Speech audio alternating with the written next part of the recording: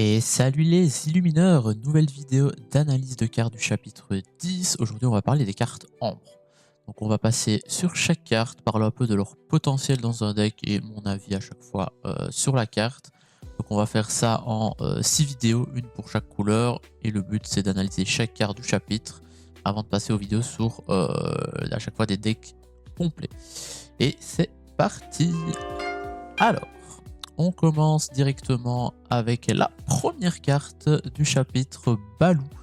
Balou, ami et gardien, qui est une carte rempart, soutien pour 6, qui est ancrable. Elle est intéressante, mais je pense pas qu'elle sera jouée. Au final, le seul endroit où on pourrait avoir envie d'un rempart comme ça, ce serait plutôt dans les decks aggro. Mais je pense qu'elle coûte un petit peu cher quand même. Voilà, 6 d'encre pour une 3-8, ça reste quand même assez cher. Donc je pense qu'on ne la verra juste pas cette carte. Mais elle est intéressante quand même. Rempart et soutien, ça reste sympa. Alors, carte suivante. Donc la première carte, Lueur. Elle est une nouvelle, les nouvelles types de cartes du jeu qui sont très très belles d'ailleurs. Donc ici on a Gaston. Gaston il a boost 2, donc si on paye 2 on peut placer une carte, enfin la carte du dessus de notre pioche sous elle. Et donc ici à chaque fois qu'elle est envoyée à l'aventure, on peut choisir un personnage adverse qui ne pourra pas défier durant le prochain tour de l'adversaire. Je ne pense pas que ce sera très fort. Je pense que si on jouait le Gaston, ce serait plus pour le fait que ce soit une 3-3 qui coûte que 2. Mais bon, le problème c'est qu'elle est non ancrable, donc c'est tout de suite moins intéressant. Mais pour son effet boost, ça peut être situationnel, mais pas très très fort. Donc à mon avis, elle sera pas spécialement jouée cette carte. Mais par contre, elle est très très belle, ça il faut quand même le souligner.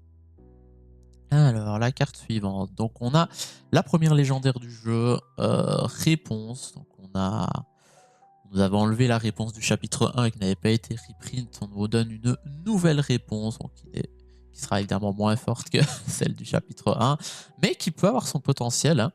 Donc réponse, elle coûte 2, elle est ancrable, elle est en 1-2, elle a soutien, mais surtout son effet qui pourrait être intéressant, c'est qu'à chaque fois que l'un de vos personnages est choisi par la capacité soutien, jusqu'au début de notre prochain tour, ce personnage ne pourra pas subir de dégâts la première fois qu'il subit des dégâts. Donc ça peut être intéressant dans un deck un peu de la thématique soutien. Donc c'est-à-dire que si tu soutiens avec tous tes personnages, tu leur files à chaque fois à d'autres personnages et qu'ils ont tous eu l'effet de soutien sur eux, et ben ils vont tous éviter le premier dégât du tour qu'ils devraient prendre. Ce qui pourrait être assez sympa. Bon, évidemment le problème avec tous ces effets là, c'est qu'il faut avoir la réponse sur le terrain. Si tu n'as pas la réponse sur le terrain, ça ne fonctionne pas. Mais bon, après ça peut rester intéressant. Je pense que ça pourrait être joué dans certains decks fun un peu voilà sur la thématique du soutien, mais ce sera pas dans les top decks. Mais la carte reste intéressante. Je pense qu'elle sera quand même, on la verra de temps en temps. On la verra dans quelques petits decks. Ça pourrait, elle peut être sympa. Alors ensuite. Le destrier sans tête. Alors cette carte, je la trouve horriblement moche, mais, mais ce n'est que mon avis personnel. Alors ici, c'est une carte qui coûte 6 ancrable en 5-10. Je pense juste que ce sera pas joué, ça n'a pas d'effet, ça alors que pour 1. Alors oui, 5-10, ça tank bien, ça fait des bons dégâts quand même, mais je pense pas que... Je vois pas un deck où on aurait envie de mettre ça, donc je pense carte assez oubliable. Alors, carte suivante, la numéro 5. Et voilà, ça ne veut plus. Ah si, voilà. Alors, en suivant, on a Higgins. Donc Higgins, c'est un peu la carte qu'il y a dans toutes les couleurs. Elle a A en 2-2. Maintenant, on est habitué, ils nous sortent un peu des cartes comme ça à chaque chapitre. Donc une 1-2-2 sans effet killer pour 1. Bon, rien à dire là-dessus, hein. C'est une carte banale et on va souvent préférer des cartes en 2-1 ou 1-2, mais qui ont un effet qui permet de piocher, voilà, comme les Mulan, des choses comme ça. Donc, pas plus intéressant que ça. Hop. Ensuite, la suivante. Alors la Raja, par contre, celle-là, elle est intéressante. Déjà, je la trouve très belle. Je trouve que la carte est vraiment très belle. Et surtout, c'est une rempart qui coûte 3 en 3-4. Donc je la trouve très intéressante pour voilà, de nouveau des decks un peu aggro et qui voudraient avoir un rempart un peu plus early qu'un plutôt gris par exemple. Voilà, c'est comme on jouait. Ça jouait, ouais, je sais plus le nom de la carte. C'est pas Darling, c'est. Ouais, j'ai oublié, mais je sais qu'on jouait un rempart qui coûtait 2 ou 3 à une époque. Bah, le Raja pourrait le remplacer très facilement et je pense que ce sera vu dans certains decks aggro, même si aggro sera moins représenté normalement avec les nouvelles cartes. On va quand même en voir beaucoup moins, mais pour les gens qui jouent encore aggro, je pense que le Raja ça peut être une bonne option de rempart. Alors, carte suivante. Elon, oui, Elon Y, je ne sais pas trop comment on le prononce. Bah pareil, c'est une carte intéressante. C'est un ancrable en 2-1 avec soutien. Bah ça fait penser au Basile bleu. Ouais, c'est ça, je pense. C'est Basile, c'est un autre personnage, je ne sais plus, mais bon, vous voyez sûrement la carte. Donc c'est une option bah, soutien pour les decks jaunes. Je pense qu'elle sera quand même pas mal jouée. C'est une bonne option pour un T1. Moi, je crois que je l'ai mise dans un ou deux decks déjà. Donc, ouais, je pense qu'elle sera jouée. C'est un très bon T1. Et voilà, rien de plus à dire. Ça reste une carte classique. Alors, Balthazar Picsou. Alors, donc elle coûte 3 ancrables en 4-3. Et lorsque vous jouez ce personnage, c'est un personnage avec une carte soul qui gagne plus 1 de l'or. Alors ça, clairement, c'est très situationnel, son effet en tout cas.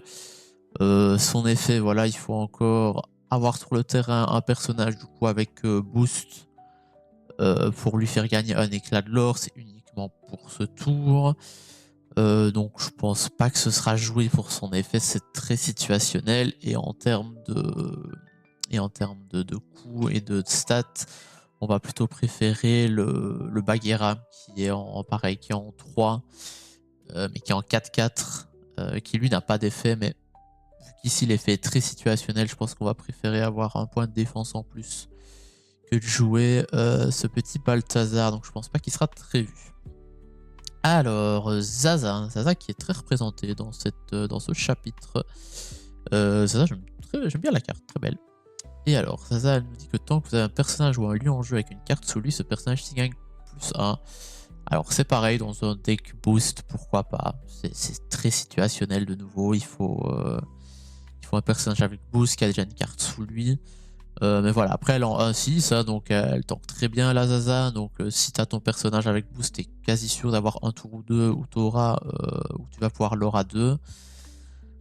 Mais voilà, pareil, c'est très situationnel. Je pense qu'il y a des cartes qui sont bien meilleures que ça. Donc je pense pas que ce sera très joué non plus. Peut-être dans certains decks boost s'il y en a à voir, mais pas plus que ça. Alors, la carte suivante, la 10e, on arrive sur Gurgi. Gurgi, j'aimais bien cette carte. J'ai essayé vite fait de la placer dans un ou deux decks, mais pour le moment, c'est pas trop ça. Donc, Gurgi coûte 2, ancrable en 2-3. Et lorsque vous jouez ce personnage, vous pouvez choisir un personnage et lui retirer jusqu'à 2 dommages.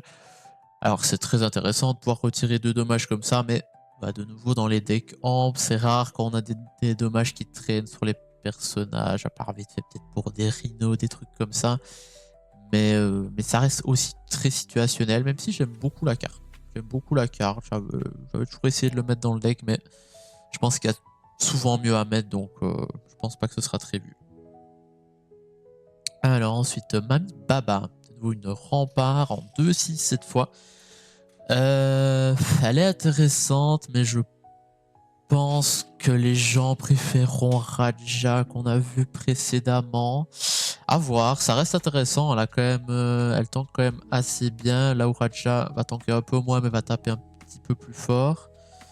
Donc, mais elle coûte 1 de plus aussi. Donc, je pense qu'on va préférer un Raja dans un deck où on a besoin d'un rempart. Mais qui si on veut vraiment un personnage qui tank beaucoup plus, on la verra peut-être, mais je ne pense pas. Alors, carte suivante. Ah, voilà, la Bagheera dont je vous parlais tantôt. Ça, c'est, je pense, une très bonne carte. Donc, elle coûte 3 ancrables et elle est en 4-4.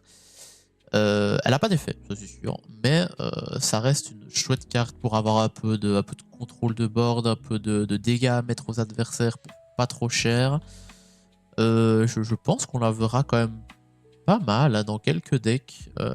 Moi, je l'ai déjà mise dans un ou deux decks aussi, juste histoire d'avoir voilà, un T3 assez solide pour contrer certains decks. Voilà, on pense aux decks gris qui peuvent te sortir très vite des grosses créatures avec des bonnes stats. Bah, ça peut aider. Donc voilà, je pense qu'on verra quand même ce petit Bagheera de temps en temps. D'ailleurs, j'aime beaucoup la carte aussi, je la trouve très jolie. Alors, ensuite, nous avons Shanti. Donc, Shanti, elle est 3 ancrables en 0,5, mais surtout elle est Mélomane 5 et elle aura 2 aussi. Elle peut être intéressante dans un deck, peut-être style Song ou quoi. Après, je pense qu'on préférera toujours mettre Troubadour ou la Ursula Vanessa. Pourquoi? Parce que on n'a pas spécialement des chansons à 5 qu'on veut chanter. Ou Troubadour, Ursula sont suffisants pour chanter le foudroyant, là, la nouvelle carte du chapitre 10, et le plus ardent. Donc voilà, c'est toujours sympa d'avoir un Mélomane 5, mais je pense que le 4 suffit, surtout qu'il coûte seulement 2 les autres, et ils sont en 1, 4 et 1, 3 mais avec résistance. Donc eux permettent aussi de taper un petit peu sur les petits personnages de T1, T2, T3. Donc voilà, je pense situationnel, on pourrait l'avoir, ça leur quand même à 2 aussi. C'est en crabe, donc je pense qu'on la verra dans certains decks. Mais que souvent ce sera quand même Troubadour et Vanessa qui seront privilégiés. Alors ensuite on a Flash, notre petit paresseux. La carte est sympa, j'aime bien les détails de la carte, elle est très belle. Alors ce personnage, je pense qu'il ne sera juste jamais joué, c'est vraiment très situationnel. Déjà il entre en jeu épuisé, donc c'est pas ouf, il peut direct se faire attaquer, et en plus c'est par rapport aux détectives, donc il te faut des détectives sur le terrain, ça prend plus 2, c'est sympa, je dis pas, mais limite on va préférer juste un personnage avec soutien, voilà, comme la Elenwyn qui peut juste choisir le personnage qu'elle veut à qui donner plus 2 et pas seulement un détective. Donc je pense pas qu'on verra cette carte très souvent dans des decks. Alors, Taram. Taram, c'est une 5 ancrable en 5-5 qui a soutien, qui peut quand même donner 5 à notre personnage. Et chaque fois que ce personnage a envoyé l'aventure, vous pouvez renvoyer dans votre main une carte personnage nommée Tirelire. Alors ça, de nouveau, les cartes avec Tirelire, c'est très situationnel, c'est pas joué du tout. Donc l'effet ne sert pas trop. Après 5 en 5-5 avec soutien qu'il aura 2, ça peut être sympa, mais de nouveau, je vois pas trop dans quel deck on pourrait mettre ça. Au final, ici en jaune, il y a quoi qui circule? Il y a bah, toujours les agros un peu, il y a Steel Song, il y a les jaunes verts là avec bah, pareil chien et tout. Je vois pas trop dans quoi on irait mettre ça honnêtement. Mais la carte est sympa, hein. Ça peut être un bon soutien, mais je pense pas que ce sera vu tant que ça non plus. Alors, Sébastien. Sébastien, moi je trouvais la carte très intéressante. Donc, elle coûte 2 non ancrables. Par contre, 1 uniquement, mais qu'il aura 3 dans des decks aggro. Je pense que ça peut trouver une petite place. Voilà, lauréat 3. À part si l'adversaire a un allumé les mèches ou quelque chose comme ça, ou quelque chose qui permet de taper les personnages redressés. Voilà, sinon bah, ça permet d'avoir 3 lore assez gratuitement, hein. C'est assez fort. Le seul truc c'est qu'elle est non ancrable, c'est le seul point négatif. Mais je pense qu'on pourrait en voir quelques-unes dans des decks aggro. Moi en tout cas j'aime beaucoup la carte, je la trouve aussi très belle. Donc j'espère qu'on la verra. Si jamais je tente un deck aggro, je pense que je la mettrai dedans pour un peu tester tout ça. Alors, ensuite on a cette magnifique carte qui est évidemment aussi en iconique. Hein.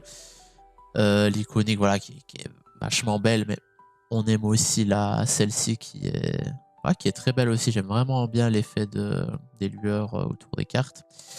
Et donc là, Ariel, qui je pense va être vu dans quelques decks Stillsong. J'ai vu que ça revenait quand même un peu sur le devant.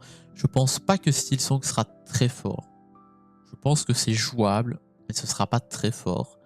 Je crois que par exemple les fameux decks verts avec Philippe là et la carte qui met un dégât de tout le monde, ça ne gère absolument pas ça. C'est un peu trop lent Stillsong, mais ça peut être intéressant de la jouer, parce que voilà, juste pour boost 1, à chaque fois après que vous allez jouer une chanson, vous allez pouvoir, enfin non, pardon, une fois durant votre tour, vous allez pouvoir piocher une carte. Donc, ça apporte de la bonne pioche. C'est sympa comme carte. Je pense qu'on la verra si des gens jouent Stillsong. Elle sera. Je pense qu'elle sera dans tous les decks Stillsong. À voir si l'archétype est beaucoup joué et fort. Mais ça, je pense pas trop. En tout cas, la carte est très belle. Alors, ensuite, nous avons Balthazar Picsou, Alter 4. Donc, chaque fois que vous jouez un personnage ou un lieu ayant boost, vous placez la carte du dessus de votre pioche sous la carte que vous jouez. Alors, l'effet est, je trouve, très intéressant dans un deck boost. Le problème, c'est le coût de la carte, je trouve. Voilà, il coûte quand même 6, c'est-à-dire que souvent, tu auras tes boosts, tes personnages avec boost sur le terrain avant que le Balthazar Picsou arrive. Du coup, c'est tout de suite moins utile. Alors, je dis pas, hein, tu peux très bien le jouer, puis retirer d'autres personnages avec boost, les mettre. Et donc tu pourras mettre directement la carte en dessous, mais je pense que la carte est quand même un petit peu chère. Après il y a quand même l'Alter 4, hein, mais à voir si... Je crois pas qu'il y ait de Balthazar Picsou intéressant, qui coûte pas trop cher à jouer pour pouvoir l'alter.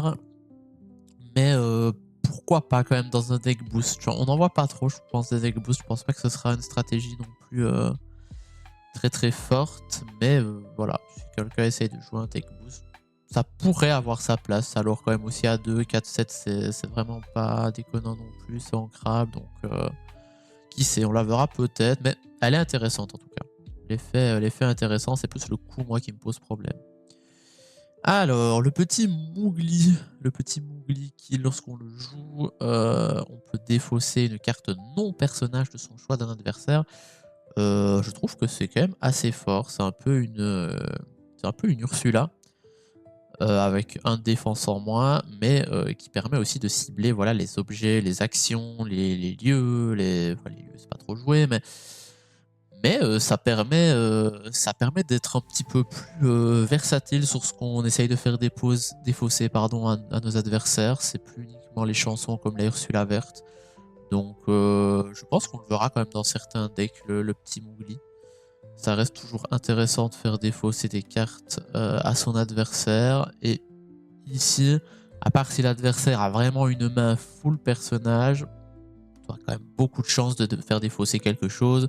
Ou avec les Ursula, il fallait vraiment que l'adversaire ait une chanson en main. Donc à voir, mais je pense qu'il y aura quand même... elle sera quand même jouée dans quelques decks. Alors, la Simba, encore une autre lueur. Donc Simba, qui coûte 7, 5, 5 avec boost 3.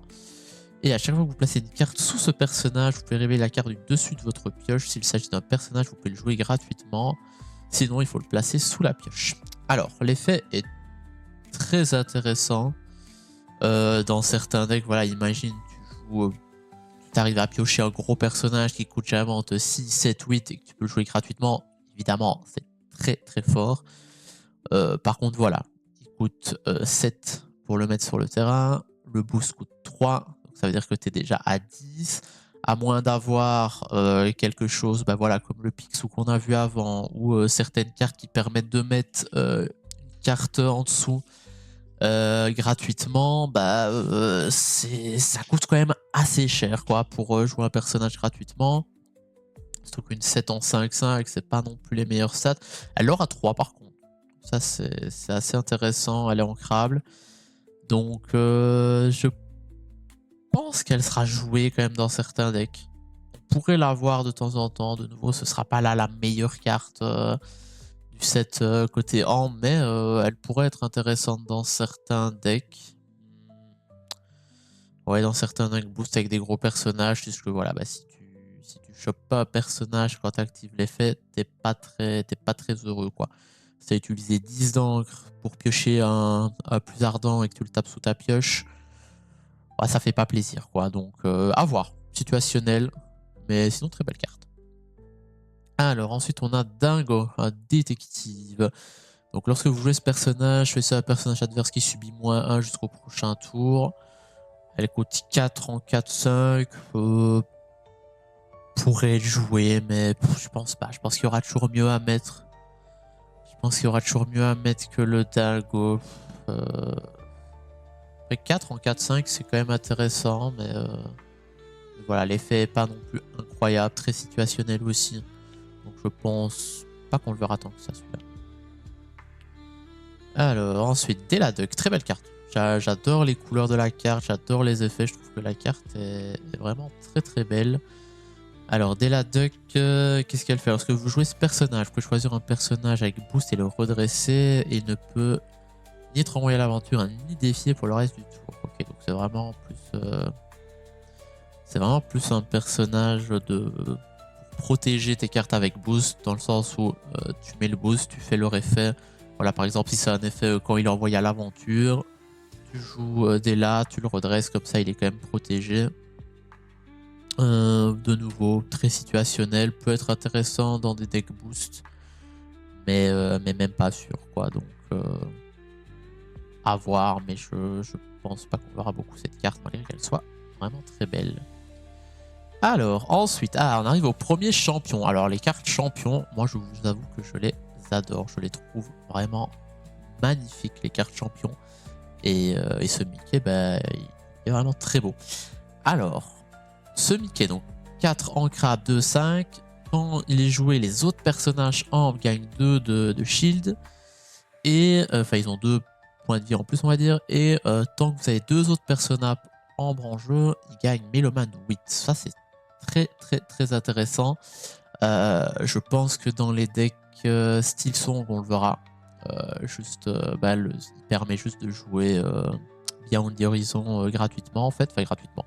Il peut le chanter en solo, quoi. Ce qui est déjà super intéressant d'avoir une carte qui peut chanter cette chanson en solo. Parce que généralement, dans les decks Amp, tu auras très souvent 2 personnages ou plus sur le terrain de toute façon. Et même avoir un boost de +2 en défense, c'est très intéressant aussi. Donc je pense qu'on verra quand même cette carte dans certains decks. Je pense qu'elle peut être très intéressante, elle apporte un peu de contrôle. Donc ouais, à voir. En tout cas, magnifique carte. Je suis très content de cette carte, moi. Alors, le Dingo détective, pas très privé. Donc il coûte 8, mais il est alter 5, 5, 7, il aura 3. Lorsque vous jouez ce personnage, chaque fois qu'il est envoyé à l'aventure, chaque personnage subit -1. Donc c'est un peu c'est un peu la suite de l'autre Dingo qu'on a vu avant. Pareil, je pense très situationnel. Je pense pas qu'on le verra très souvent, même si son effet peut être intéressant vu que c'est sur tous les personnages adverses ici. Mais voilà, il coûte quand même 8 ou 5 si tu arrives à l'alter. Pour un effet qui est pas non plus si incroyable. Voilà, c'est pas une Clarabelle par exemple ou quelque chose comme ça. Donc je pense pas qu'on verra beaucoup cette carte à part dans quelques petits decks pour les personnes qui aiment bien la carte. Mais voilà. Alors, Gazelle qui coûte 5, non ancrable, 3, 8, Meloman 7. Et lorsque vous jouez ce personnage, vous pouvez placer sur votre pioche une carte chanson de votre défausse. Alors cette carte, moi, elle me... Je sais pas quoi en penser. J'ai l'impression que ça peut être très fort dans les decks Steel Song, mais d'un autre côté, elle est non ancrable, 5, 3, 8, c'est pas si ouf que ça. Son effet, elle place la chanson sur la pioche, pas dans la main. Si ça avait été placer une chanson dans votre main, je pense que ça aurait été très fort. Enfin, récupérer une chanson de la défausse, quoi. Mais là, tu la mets sur ta pioche. Donc, ok, tu sais que tu vas tirer cette chanson-là au tour suivant, mais bah, tu sais que tu n'iras pas à autre chose, quoi. Donc, moi, je l'avais vite fait essayer dans des decks Steel Song et j'ai fini par la bouger du deck parce elle me plaisait pas tant que ça. Je trouve qu'elle servait qu'une fois de temps en temps, donc voilà. Alors que c'est dommage parce que je pense que c'est un peu ce qui va manquer à Steel Song, c'est d'avoir un moyen d'aller chercher des chansons. Et cette carte aurait pu le faire, mais je pense qu'elle aurait mérité de le faire un petit peu mieux en plaçant directement la carte dans la main et pas sur le dessus de la pioche. Donc on verra si on la voit de temps en temps, je pense, mais moi en tout cas, elle me chauffe pas plus que ça la carte.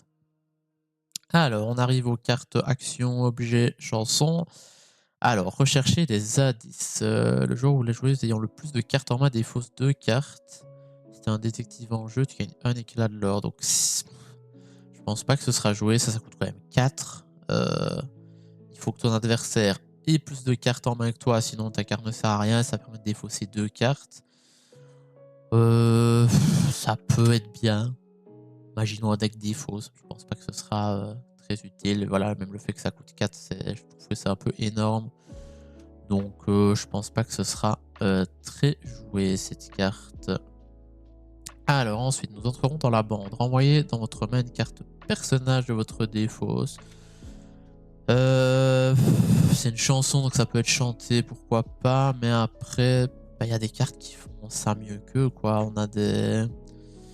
Quand on voit qu'on a des ladies dans les decks chiens là qui permettent d'aller récupérer des personnages dans la défausse, qui te permettent de mettre en même temps un personnage sur le terrain, bah je vois pas trop dans quelle situation on aurait envie de jouer ça.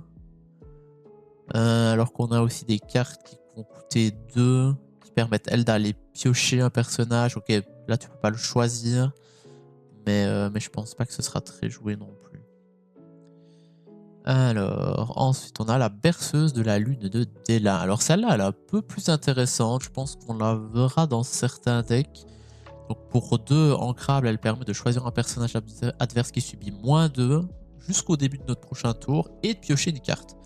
Donc, déjà, il y a de la pioche. Un petit effet additionnel en plus. Elle coûte 2, elle est ancrable. Voilà. Je pense qu'on la verra dans certains decks. Clairement, c'est pas la meilleure carte non plus. Mais je pense qu'on la verra dans certaines decklists. Elle a quand même des petits effets sympas et selon la situation, le -2 peut être très très fort. Alors, le cavalier attaque. Alors, de nouveau, ça, on pourrait l'avoir dans certains decks. Ça, je pense que cette carte va dépendre surtout de la méta. Si on a une méta où on a beaucoup d'insaisissables, la carte pourrait être très forte. Ok, elle coûte 3. Je pense que si elle avait coûté 2, là, elle aurait vraiment été très très forte. Mais 3, c'est plus ça qui pose problème. Donc elle permet de piocher une carte et de bannir un personnage avec insaisissable. Donc voilà, je pense que ça va être une question de méta, une question aussi de est-ce que ton deck gère les insaisissables si on a beaucoup en face. Si ça les gère absolument pas, bah, cette carte pourrait être très intéressante. Sinon, bah, ça sert pas trop parce qu'elle coûte quand même 3. Donc à voir. Selon la méta, elle peut être très intéressante cette carte. Alors ensuite, on passe à la page retrouvée.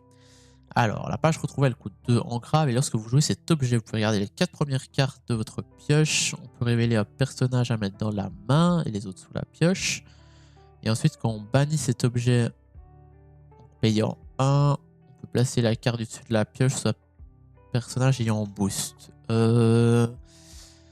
Ça peut être joué de nouveau dans des decks boost. Au final, pour 2, tu pioches une carte. Et pour 1 en plus, tu peux mettre gratuitement une carte sous un personnage ayant boost. Ça va dépendre aussi de ce qui est joué dans les decks boost. Dans les decks qui utilisent des boosts. Voilà, par exemple, la Ariel. Qui a un boost 1, bah, c'est pas super intéressant de payer juste 1 pour mettre le boost.